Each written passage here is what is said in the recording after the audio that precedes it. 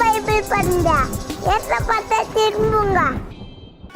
ஒரு வீடியோக்கு ஒரு ட்ரெஸ்ஸு, ஒரு ட்ரெஸ்ஸுக்கு ஒரு மேக்கப்பு, அந்த மேக்கப்புக்கு அந்த ஆர்னமெண்ட்ஸு. லேவிக்கு மாத்திரம் தசம பாகத்தை ஆண்டவர் கொடுக்கல. இன்னும் சொல்லப்போனால் தசம பாகம் லேவிக்கே கிடையாது.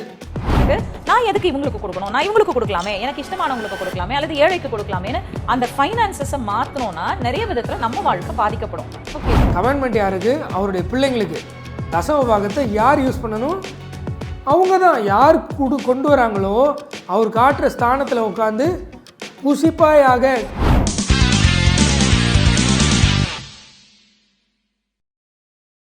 ஆனால் டைத் அப்படின்றது வந்து ரொம்ப முக்கியமானது நம்முடைய வாழ்க்கையில். ஏன்னா அந்த டைத் வந்து பார்த்தீங்கன்னா நிறைய பேர் வந்து எப்படி யோசிக்கிறாங்கன்னா, லேவியர் வாங்கினாங்க இல்லையா, நீங்கள் எல்லாமே வந்து யோசிக்கக்கூடியது வந்து அந்த லேவியர் காணிக்க வாங்கின மாதிரி எங்கள் கையில இருந்து பாஸ்டர்ஸ் காணிக்க வாங்குறாங்க. கரெக்ட் அப்படின்னு அந்த அக்கா சொல்கிறாங்க. அது தப்புன்றதுனால தான் நம்ம கேள்வி கேட்க வந்திருக்கோம். தப்பு. தசம பாகத்தை லேவியர் கையில் வாங்கலை. முதல்ல அதை புரிஞ்சுக்கோங்க, சரியா? அவங்க கையில் வாங்கியிருந்தால் தான் உங்களை மாதிரி ஆட்கள் என்ன சொல்லலாம், லேவியர் கையில் வாங்கினாங்க, இங்கே பாஸ்டர் கையில் வாங்குறாங்க. தப்பு. லேவியர் கையில் வாங்கலை. வசனம் பத்திரமா? உபாகமம் 14:23. உன் தேவனாகிய கர்த்தர் தமது நாமம் விளங்கும்படி தெரிந்து கொள்ளும் ஸ்தானத்திலே உன் தானியத்திலும், தசமபாகம் உன் பணத்தில் இல்லை, உன் தானியத்திலும் உன் திராட்சை ரசத்திலும் உன் எண்ணெயிலும் தசமபாகத்தையும், இது மூணுத்தில் தசமபாகத்தையும், உன் ஆடுகளின் தலையீற்றுகளையும் அவருடைய சந்நிதியில் புசிப்பாயாக. கமெண்ட்மெண்ட் யாருக்கு? அவருடைய பிள்ளைங்களுக்கு. தசமபாகத்தை யார் யூஸ் பண்ணணும்? அவங்க தான். யார் கொண்டு வராங்களோ அவர் காட்டுற ஸ்தானத்தில் உட்காந்து புசிப்பாயாக. இந்த பணத்தை கொண்டு கையில் வாங்கிறது இல்லை. நான் வந்து என்ன பண்ணணும், என்னுடைய விளைச்சலில் இருக்கிறதெல்லாம் 10ல் ஒரு பங்கு எடுத்துக்கணும், மந்தையின் தலையீட்டை எடுத்துக்கணும். என்ன பண்ணணும்? நான் சாப்பிடணும். அடுத்த வசனம், உன் தேவனாகிய கர்த்தர் உன்னை ஆசீர்வதிக்கும் காலத்தில் உன் தேவனாகிய கர்த்தர் தமது நாமம் விளங்கும்படி தெரிந்து கொண்ட ஸ்தானம் உனக்கு வெகு தூரமாக இருக்கிறதுனால், வழிப்பிரயாணத்தின் வெகு தொலைவு நிமித்தம் நீ அதை கொண்டு போகக்கூடாது இருக்குமானால், ரொம்ப தூரத்தில் இருக்க கர்த்தர் காட்டுற ஸ்தலம் அப்படின்னா அது எல்லாத்தையும் கொண்டு போக முடியாதுன்னா என்ன பண்ணும்?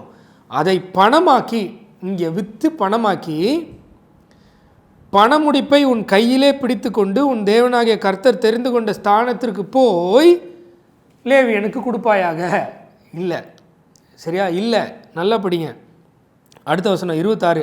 அங்கே உன் இஷ்டப்படி ஆடு மாடு திராட்சரசம் மதுபானம் முதலான சகலத்தையும் பணம் கொடுத்து வாங்கி, அங்கே போய் பணத்தை நீ இங்கே விற்ற எடுத்துகிட்டு வந்தல, தூக்கிட்டு போக முடியாதனால விற்று பணமாக மாத்திரல, அதை ஆண்டவர் காட்டின ஸ்தலத்துக்கு போய் பணத்தை வச்சு எல்லா பொருளாக மாற்றி உன் தேவனாகிய கர்த்தருடைய சந்நிதியில் நீயும், யார் கொண்டு போகிற, நானும் நீயும் உன் குடும்பத்தாரும் உன் வாசல்களில் இருக்கிற லேவியனும் புசித்து சந்தோஷப்படுவீர்களாக. இதுதான் ஆண்டவர் நியாயப்பிரமாணமாக நம்மளை செய்ய சொன்னது. நம்மளை செய்ய சொன்னதில்லை, அதுவும் யூதர்களை, நியாயப்பிரமாணத்துக்கு உட்பட்டவர்களை. நீங்கள் நியாயப்பிரமாணத்துக்கு உட்பட்டு இருந்த தசமபாகத்தை கையாளணும்னு நினச்சிங்கன்னா கூட ஆண்டவர் காட்டின முறைமையின்படி தான் செய்யணும். நாங்கள் கொடுக்குற தசமபாகம்லாம் பாஸ்டர்ஸ்க்கு தான் நாங்கள் கொடுக்குறோம். பாஸ்டர் தானே வாங்கி அனுபவிக்கிறாரு. எங்க பாஸ்டர் கம்ஃபர்டபுளா இருக்காரு, எங்க பாஸ்டருக்கு நிறைய பணம் இருக்கு, கார்ல வராங்க, நாங்க சைக்கிள்ல போனாலும் பைக்ல போனாலும் கார்ல வராங்க, வார புதுசா ட்ரெஸ் பண்ணிட்டு வராங்க. So they have everything, it's ample. ஆமா, அவங்களுக்கு இருக்கு. எதுக்கு நாங்க வந்து அவங்களுக்கு கொடுக்கணும் அப்படின்றதான் நமக்கு நிறைய நேரத்துல எழும்புற கேள்வி. இந்த கேள்வி யாருக்கு வருதுன்னா, படிப்பறிவே இல்லாத முட்டாள் மக்களுக்கு தான் வருது. உடனே இந்த உலகத்தில் படிப்பறிவு படிக்காத முட்டா பசங்க, அதை நான் சொல்லலை. இப்படி ஒரு புக் இருக்கு இல்லையா, அது பேர் பைபிள், பரிசுத்த வேதாகமம்னு சொல்கிறாங்க. 40 ஆத்தர்ஸ் பல காலகட்டத்தில் ஒரே கருத்தை சீரும் சிறப்புமாக எழுதியிருக்காங்க. எத்தனையோ 1000 பேர் தன்னுடைய ரத்தத்தை கொடுத்துருக்காங்க ஆண்டவருக்காக. அப்படியெல்லாம் ஆண்டவர் பல மக்களை பயன்படுத்தி இன்றைக்கி நம்ம கையில் ஈஸியாக கொடுக்க வச்சார்ல. அந்த புக்கை படிக்காத படிப்பறிவு இல்லாதவர்கள் தான் தசமபாகம்னா என்ன, எப்படி செய்யணும்னு தெரியாமல் இருக்கிறவங்க தான் நாங்கள் ஏன் கொடுக்கணும்னு பார்ப்பாங்க. நீங்கள் தான் நல்லா இருக்கீங்களேன்னு பார்ப்பாங்க. ஏன்னா தசமபாகம் கொடுக்கறதில்ல, சேர்ந்து ஷேர் பண்ணி சாப்பிட்றது. இப்போ நான் வந்து எல்லாரும் இதில் நான் பொதுவாக நான் இணைக்க முடியாது. ஏன்னா சிலர் வேணால் அப்படி வந்து காணிக்கைகளை எடுத்து யூஸ் பண்ணலாம். ஆனால் நிறைய பேர் நிறைய ஊழியங்கள் இருக்காங்க, அவங்க they are very clear about their finances. எவ்வளோதான் நிறைய வந்தாலும் அவங்க தங்களுக்குரியதை தங்களுக்கு என்றும், அதாவது அவங்களுக்கு ஒரு சேலரி இருக்கலாம், அவங்க சேலரி எடுத்து யூஸ் பண்ணலாம், மற்றது அவங்க மினிஸ்ட்ரிக்கு யூஸ் பண்ணுவாங்க. பட் எப்படியா இருந்தாலும் they are accountable to God. என்னது தே ஆர் அக்கௌண்டபிள் டு காடா? அப்படிலாம் விட முடியாதுங்க. சபையில் ஒருவருக்கு ஒருவர் புத்தி சொல்லணும், கடிந்து கொண்டு உபதேசம் பண்ணணும், இப்படி தான் ஆண்டவர் சொல்லியிருக்காரு. தே ஆர் அக்கௌண்டபிள் காட், அதனால் நீ கேட்காத அப்படின்லாம் சொல்ல. தேவதூதனையும் நீ நியாயம் தீர்க்க. படிச்சிருவோமா? நல்லா கேட்டுக்கோங்க. 1 கொரிந்தியர் 6:3 தேவதூதர்களையும் நியாயம் தீர்ப்போம் என்று அறியீர்களா? இப்போது இந்த இடத்துல பால் அந்த சபையில் உள்ள போதகருக்கு சொல்லலை. அங்கே ஆக்சுவலாக ஒன் மேன் ஷோவே இல்லை. நான் போதகன், நீங்கள்லாம் வந்து உங்களெல்லாம் நான் மேய்க்கிறேன், நீங்கள்லாம் எனக்கு கீழே அப்படின்ற கான்செப்டே அங்கே இல்லை. ஒருவருக்கு ஒருவர் ஒரு ஃபெலோஷிப்பாக தான் இருப்பாங்க. சரியா? அங்கே அந்த ஃபெலோஷிப்பை பார்த்து தான் சொல்கிறாரு, தேவ தூதர்களையும் நியாயம் தீர்ப்புவோம் என்று, எல்லாரையும் சேர்த்து தன்னையும் சேர்த்து சொல்கிறார், நியாயம் தீர்ப்போம் என்று அறியீர்களா? அப்படி இருக்க இந்த ஜீவனுக்கு ஏற்றவைகளை நீங்கள் தீர்த்து கொள்ளாதிருக்கிறது எப்படி? தீர்த்து கொள்ளணும், அங்கே கேள்வி கேட்டுருணும். They are accountable to God அப்படின்லாம் சொல்லி விட்டுற முடியாது. அப்படி விட்டாங்கன்னா அவங்களுக்கு இந்த பைபிள் அப்படின்னா என்னன்னு தெரில, இதில் சொல்லப்பட்டிருக்க கடவுள் யாருன்னு தெரிலன்னு அர்த்தம். நிச்சயமா கர்த்தருக்கு கணக்கு கொடுத்து தான் ஆகணும். ஏன்னா அவங்க கையில் கர்த்தர் கொடுக்குறத அவங்க தேவனுடைய ஆலோசனைப்படி யூஸ் பண்ணுறாங்களா யூஸ் பண்ணலையா அப்படின்றது வந்து அவங்களுக்கும் கர்த்தருக்கும் இருக்கக்கூடிய ஒரு காரியம். இப்படி தான் ஏமாற்றுவாங்க.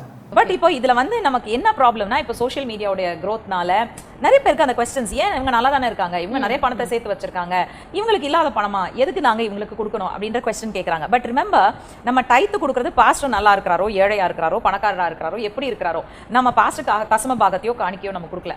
நம்ம தசம பாகம் கொடுக்கும்போது நம்மளுடைய ஆசீர்வாதத்துக்காக நம்ம கொடுக்குறோம். இப்போ இவங்களுடைய வாயிலே என்ன சொல்கிறாங்கன்னா, இவங்க தான் கடவுள்னு சொல்கிறாங்க. இப்போ இதுக்கு முன்னாடிலாம் என்ன சொன்னாங்க, நம்ம தசமபாகத்தையும் காணிக்கையும் கடவுளுக்கு தான் கொடுக்கணும், தேவனுக்குரியதை தேவனுக்கு கொடுக்கணும், பிச்சைக்காரங்களுக்குள்ளதை பிச்சைக்காரங்களுக்கு கொடுக்கணும்னு சொன்னாங்க. இப்போது பாஸ்டருக்கு கொடுக்கணும்னு பேசுகிறாங்க. அப்போ இவங்க என்ன சொல்கிறாங்க, இவங்க தான் கடவுள்னு சொல்கிறார். ஆண்டவர் என்ன சொல்கிறாரு, இவர்களில் சிறியவர்கள் நீ எனக்கு எதை செய்தீரோ அதை எனக்கு செய்த மாதிரின்னு சொல்கிறார். சரியா? ஆனால் இவங்க என்ன சொல்கிறாங்க, எனக்கு நீ என்ன செஞ்சியோ அதுதான் கடவுளுக்கு செஞ்சதுன்றாங்க. ஏன்னா இது வந்து தேவனுடைய ஒரு கட்டளை அப்படின்னு சொல்லி நம்ம பார்க்குறோம்.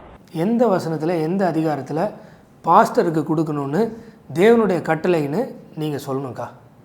ஏதாவது ஒரு வீடியோவில் தேவனுக்கு கொடுக்கறதுனா பாஸ்டருக்கு கொடுக்கறது அப்படின்ற ஒரு கட்டளையை இந்த பைபிள்லேருந்து ஏதாவது ஒரு வசனத்தை கோட் பண்ணி எங்களுக்கு சொல்லிக் கொடுக்கணும்.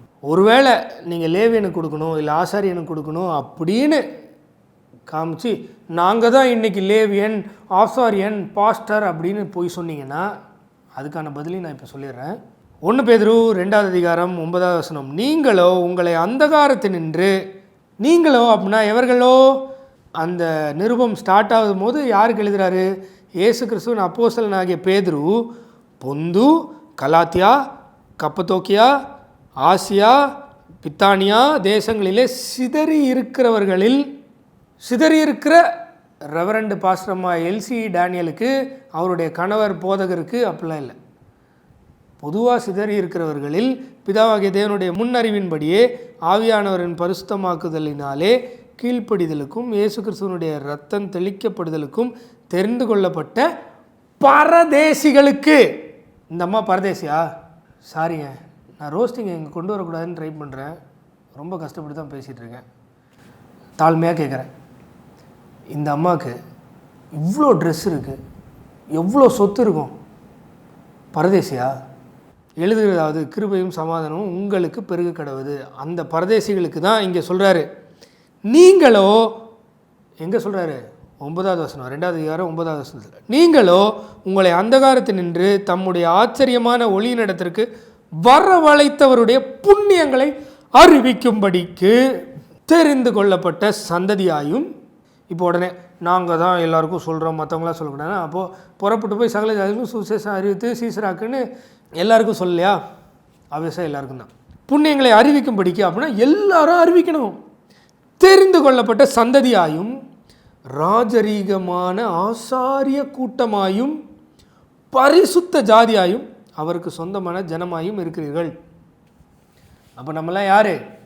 ஆசாரியன் எல்லாரும், எல்சி அம்மா மட்டும் இல்லை. ஆசாரியர்கள் எந்த கோத்திரத்தை சார்ந்தவர்களாக இருக்க முடியும்? லேவி கோத்திரத்தை. ஸோ ஆப்வியஸாக நம்மளை ஆண்டவர் என்னவா மாற்றிட்டாரு? ஆசாரியனை மாற்றிட்டார். கரெக்டா? ஸோ இதன் அடிப்படையில் எந்த விதத்தில் பாஸ்டருக்கு மட்டும் இல்லை பாஸ்டர் அம்மாவுக்கு மட்டும் கொடுக்கறது தான் ஆண்டவர் கொடுக்கறது, மற்றவர்களுக்கு கொடுக்கறது ஆண்டவர் கொடுக்கறது இல்லைன்னு அம்மா கொஞ்சம் தெளிவுபடுத்தணும்.